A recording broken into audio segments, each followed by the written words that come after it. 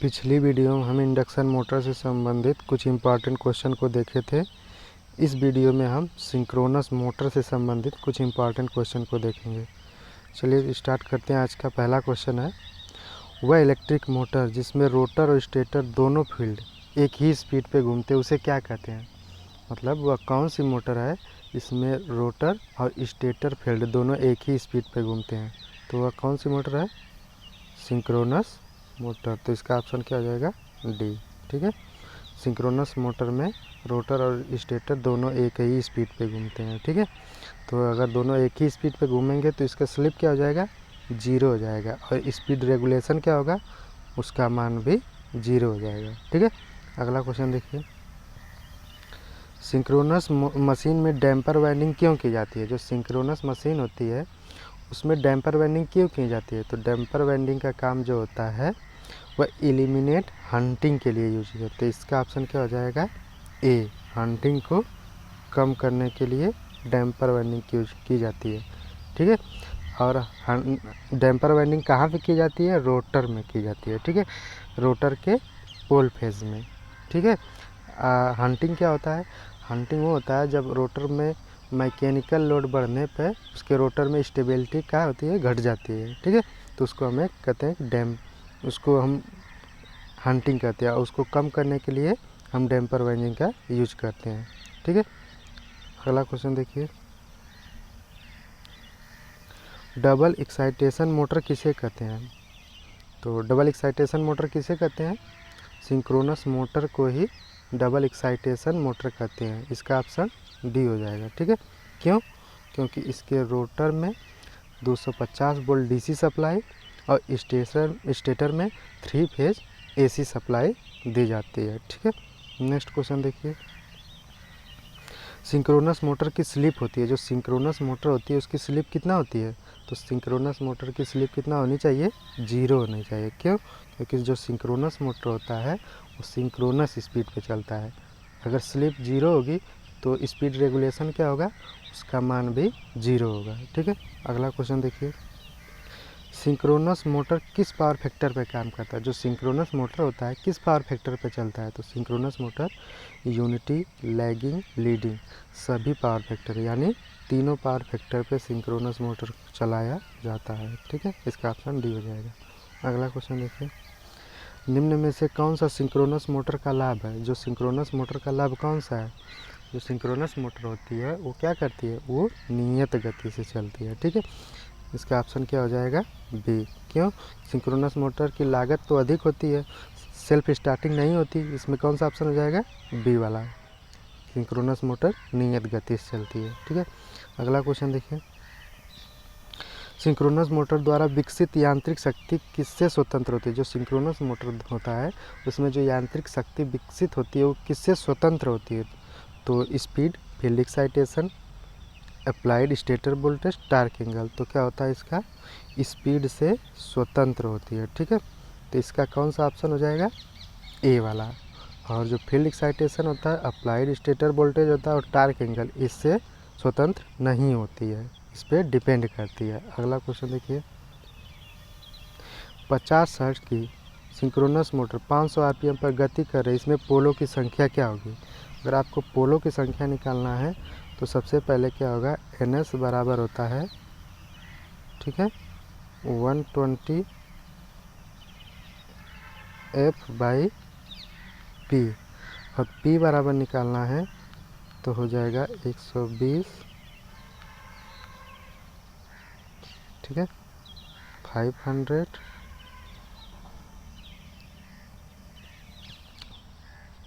Upon 50 से cut जाएगा। इसमें कितना हो जाएगा? इसका ऑप्शन हो जाएगा 12 पोल। ठीक है, इसका हो जाएगा 12, तो कितने पोल होंगे उसमें? 12 पोल। इसका ऑप्शन सी हो जाएगा। अगला क्वेश्चन देखिए, किस स्थिति में 3 फेज सिंक्रोनस मोटर संधारित्र के रूप में चलती है? कौन सी स्थिति में जो सिंक्रोनस मोटर होती है संधारित्र के रूप में काम करती है? तो वो कौन सी स्थिति है? जब सिंक्रोनस जो मोटर होती है उसको नो लोड ओवर एक्साइटेशन पे, किस पे? नो लोड ओवर एक्साइटेशन पे चलाया जाता है, तो किसकी तरह कार्य करता है? वह सिंक्रोनस कंडेंसर या सिंक्रोनस संधारित्र की तरह कार्य करता है। तो इसका क्या हो जाएगा? Option number B. ठीक है, क्या होगा इसमें? इसको नो लोड ओवर एक्साइटेशन पे चलाया जाता है, तो क्या हो जाएगा? ये सिंक्रोनस संधारित्र की तरह काम करने लगेगा। अगला क्वेश्चन देखिए, सिंक्रोनस मोटर कब बंद हो जाएगी? जो सिंक्रोनस मोटर होती है वो कौन सी स्थिति में बंद हो जाएगी? तो सिंक्रोनस मोटर जो होती है उसका जो एक्साइटेड वाइंडिंग है, अगर उसको डिस्कनेक्ट कर देंगे तो सिंक्रोनस मोटर बंद हो जाएगी। क्यों? क्योंकि उसके द्वारा वो सिंक्रोनाइज होती है। अगर उसका जो एक्साइटेशन वाइंडिंग है उसको डिस्कनेक्ट कर देंगे तो क्या करेगा? वो बंद हो जाएगी। ठीक है, इसका ऑप्शन क्या हो जाएगा? सी।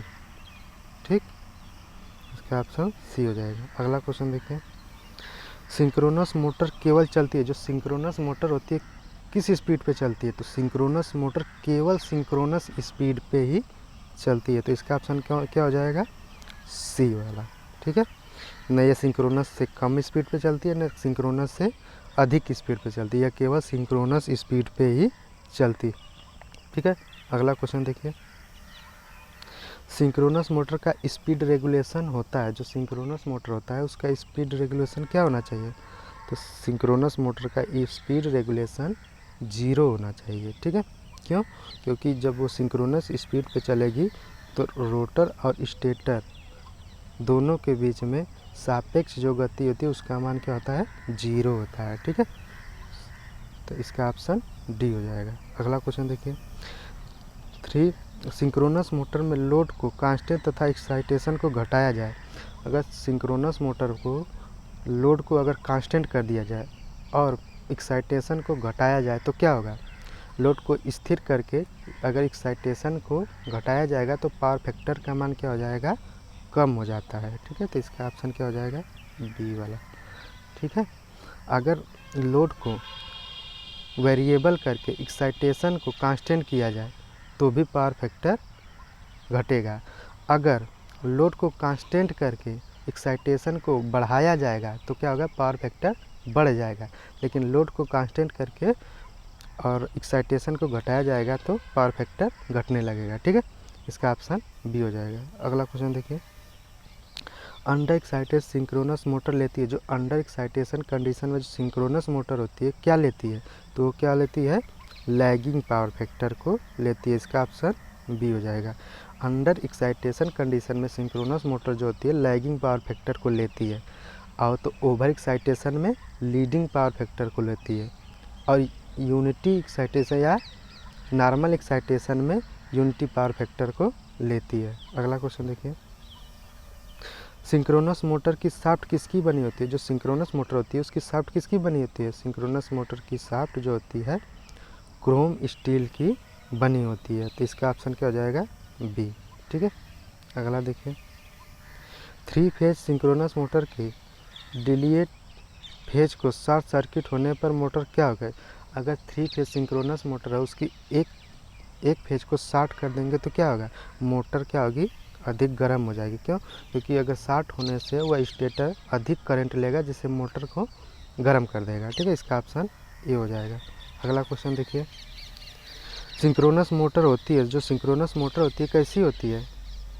सिंक्रोनस मोटर जो होती है self excited, not self excited, both. तो जो सिंक्रोनस मोटर होती है नॉट सेल्फ एक्साइटेड होती है, यह स्वतः अपने से स्टार्ट नहीं होती है। ठीक है, इसका स्टार्टिंग टार्क 0 होता है, और इंडक्शन जो मोटर होती है वो सेल्फ एक्साइटेड होती है। ठीक है, अगला क्वेश्चन देखिए, अत्यधिक उत्तेजित सिंक्रोनस मोटर का उपयोग कहाँ किया जाता है?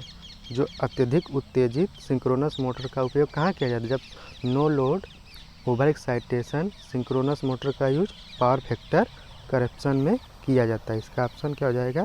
सी।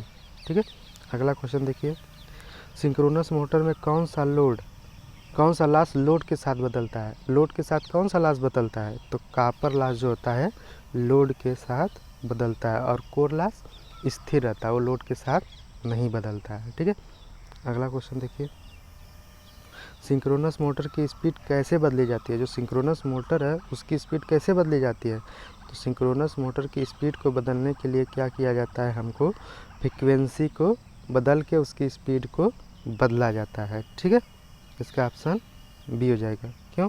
देखिए कैसे बदला जाता है। जो NS बराबर होता है 120F/P, या तो पोल को बदल के किया जाएगा या तो फ्रीक्वेंसी को। तो इसमें ऑप्शन क्या दिया है?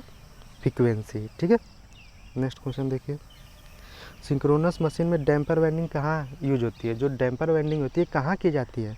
तो वो की जाती है रोटर में। ठीक है, तो इसका ऑप्शन ए हो जाएगा। रोटर में भी कहाँ? रोटर के फोल पेज में। ठीक है, अगला क्वेश्चन देखिए। एक साइलिएंट पोल मशीन का उपयोग कहाँ किया जाता है? जो साइलिएंट पोल मशीन होती है, जो साइलिएंट पोल रोटर होता है, वो कहाँ किया जाता है? वो हाइड्रो पावर प्लांट में कम स्पीड के लिए किया जाता है। ठीक है, क्यों? क्योंकि जो साइलिएंट पोल होता है उसका जो एक्सियल लेंथ होता है वो कम होता है। ठीक है, ये लंबाई जो होती है वो कम होती है, और ये लंबाई जो व्यास होता है इसका ज़्यादा होता है। तो इस पर नंबर ऑफ पोल बहुत ज़्यादा है। जब व्यास ज़्यादा है तो नंबर ऑफ पोल ज़्यादा होंगे तो स्पीड कम हो जाएगी। ठीक है, एक्सियल लेंथ कम होता है। अगला क्वेश्चन देखिए। सिंक्रोनस मोटर को कैसे प्रारंभ किया जाता है? जो सिंक्रोनस मोटर होता है उसको स्टार्ट करने के लिए कौन कौन सी विधियाँ हैं? प्रोवाइडिंग डैम्पर वाइंडिंग, ये भी यूज की जाती है। DC कंपाउंड मोटर, ये भी यूज की जाती है। पोनी मोटर, ये भी यूज किया है। तो इसमें किसी भी एक से सिंक्रोनस मोटर को हम स्टार्ट कर सकते हैं। ठीक है, तो इसमें बोथ हो जाएगा सब। ठीक है, अगला क्वेश्चन देखिए। सिंक्रोनस मोटर में लीडिंग पावर फैक्टर पर इंड्यूज EMF होता है। जो सिंक्रोनस मोटर होती है लीडिंग पावर फैक्टर पे इंड्यूज EMF क्या होगा? तो लीडिंग पावर फैक्टर पे इंड्यूज EMF का मान अधिक हो जाएगा। ठीक है, सप्लाई वोल्टेज से अधिक हो जाएगा, और लैगिंग पे सप्लाई वोल्टेज से कम हो जाएगा, और यूनिटी पे सप्लाई वोल्टेज के बराबर हो जाएगा। ठीक है, नेक्स्ट क्वेश्चन देखिए। सिंक्रोनस मोटर में एक्साइटेशन को कांस्टेंट तथा लोड को बढ़ाने पर पावर फैक्टर क्या होगा? अगर एक्साइटेशन को कांस्टेंट कर दिया जाए उसके बाद लोड को बढ़ाया जाता है तो पावर फैक्टर पे क्या असर पड़ेगा? तो पावर फैक्टर क्या हो जाएगा? घट जाएगा। अगर लोड को कांस्टेंट करके क्या होता है, अगर एक्साइटेशन को कांस्टेंट करके लोड को बढ़ाएंगे तो भी पावर फैक्टर घट जाएगा। अगर लोड को कांस्टेंट करके पावर फैक्टर को घटाएंगे तो पावर फैक्टर बढ़ने लगेगा। इसका ऑप्शन क्या हो जाएगा? बी। ठीक है, चलिए ठीक है, अब अगला वीडियो देखेंगे।